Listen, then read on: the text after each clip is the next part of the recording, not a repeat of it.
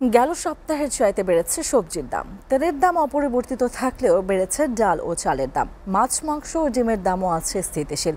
রাজধানীর মহাখালী কাঁচা বাজার ঘুরে আরও জানাচ্ছেন এইচ.এম. মেহেদী হাসান।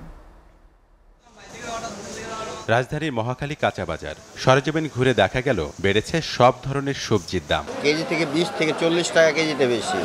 যেমন মরিচ ছিল 180 টাকা 200 টাকা, সেই মরিচ 240 টাকা কেজি।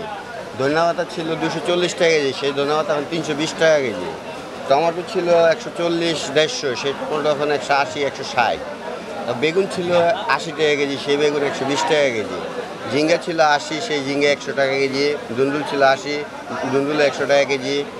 করলা ছিল 80 টাকা কেজি, সেই করলা 100 টাকা কেজি। মাছ কিনলাম, সবজি কিনলাম, আগের তুলনায় মাছের দাম একটু বেশি, সবজির দাম একটু আগের তুলনায় বেশি। সবজিতে স্বস্তি না মিললেও তেল, নুন, আটা, ময়দা সহ মুদি দোকানের নিত্য পণ্যের দাম স্থিতিশীল। তবে কিছু পণ্যের দাম সামান্য বেড়েছে, সামান্য কমেছে চালের দাম। পেঁয়াজের দাম বেড়েছে, দেশি মসুর ডালের দাম বেড়েছে, আদার দাম বেড়েছে, আর অপরিবর্তিত রয়েছে আপনার তেল, রসুনটাই রয়েছে, দাম বাড়েনি।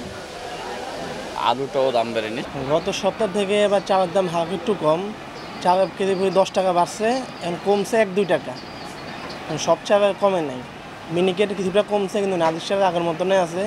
মোটা চাল 1-2 টাকা কমছে, আটা 1-2 টাকা কমছে। মাছ মাংসের মূল্যেও হেরফের নেই, গেল সপ্তাহের দামেই বিক্রি হচ্ছে। তবে মুরগির দাম বেড়েছে কেজিতে 5 টাকা। গত সপ্তাহে যে মাছ বিক্রি করছে এ সপ্তাহে একই দাম আছে।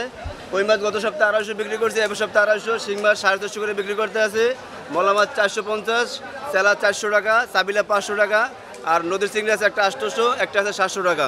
পাবদা মাছ 400 টাকা, আইর আছে 600 টাকা, বল আছে 450 500 এইভাবে বেচতে আছি। লেয়ার 320 এরকম চলতেছে। কালকের থেকে একটু 5 টাকা বেশি, এই আর কিছু কমে দেবো, কালকে আবার কমে দেবো, শুক্রবার তো এই জন্য 5 টাকা বাড়তি। ডিমের বাজারও স্থিতিশীল, নেই ক্রেতাদের অভিযোগও। এইচ.এম. মেহেদী হাসান, এসএ টিভি, ঢাকা।